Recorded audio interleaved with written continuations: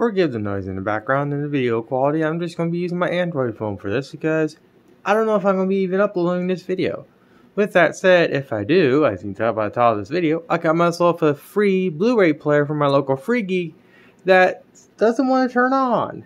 I'm going to pop it apart and I'm just going to see if I can figure out what's wrong with it. I doubt I'll be able to get it to work, but you just never know. So I'll come back when I pop the lid off. I may have found the problem. This cap right here doesn't look too hot. It kind of looks a little blown, if I'm to be quite honest. Now the problem here is I don't know how to look this cap up to find the proper values and whatnot. So I need to do a little research. But this little cap right here might be the reason why the Blu-ray player doesn't want to fire up. Alright, got the cap pulled. Now to figure out if I can read the lettering and whatnot and make heads or tails of it. I think I know what I need to do, but I'm just going to Google it. Alright, found them on AliExpress, but for giggles, I do have some old electronics laying around the house. So I'm going to see if I may, in fact, have one of these just laying around, so I'll be right back. Alright, found a few replacements on Amazon. I think I'm just going to buy a set of 10 of these and just see what happens. Because if it only takes $8 to fix this Blu-ray player that I got for free, then so be it. Alright, it's been a week since I initially started the video and I got myself a new capacitor. I again think this is all I need to do to get it working, but since it was only $2, why not try it?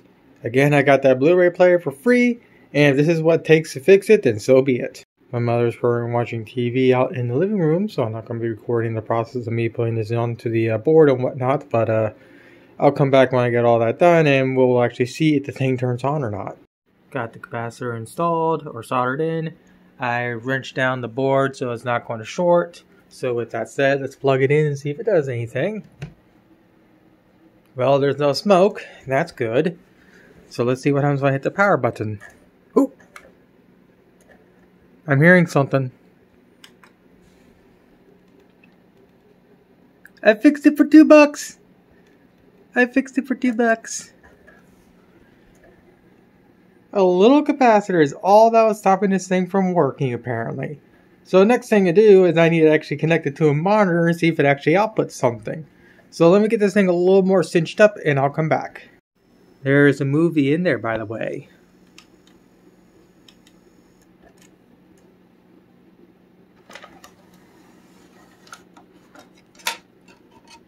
Oh, breaking boredom. Well, I know what to do with this.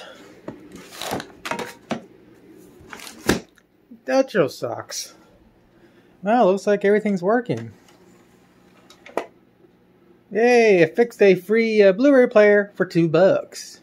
Alright, got hooked up to my 1080p monitor. Let's power it back on again.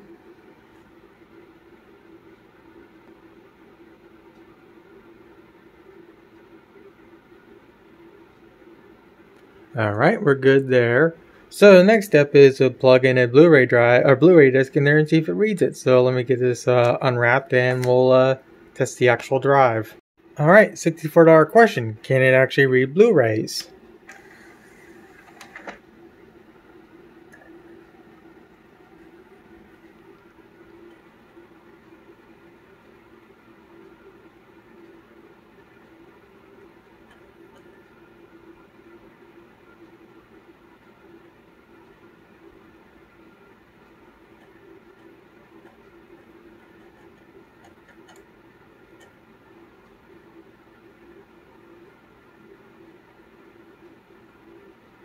Alright, it reads Blu-rays. I'll let it get to the main menu and come back. And just like that, for $2, I now have officially fixed my Blu-ray player. I can now get to the menu of the discs and whatnot. Obviously, I can't really do anything because I don't have a remote for it. We got a bunch of remotes at my local Free Geek, so I'll find something that can work with this thing later on.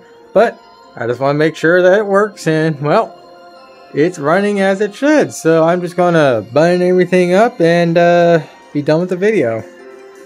Alright, it's all back together and it still works completely fine, so I think that's the end of the video. $2 and I fixed my free Panasonic Blu-ray player.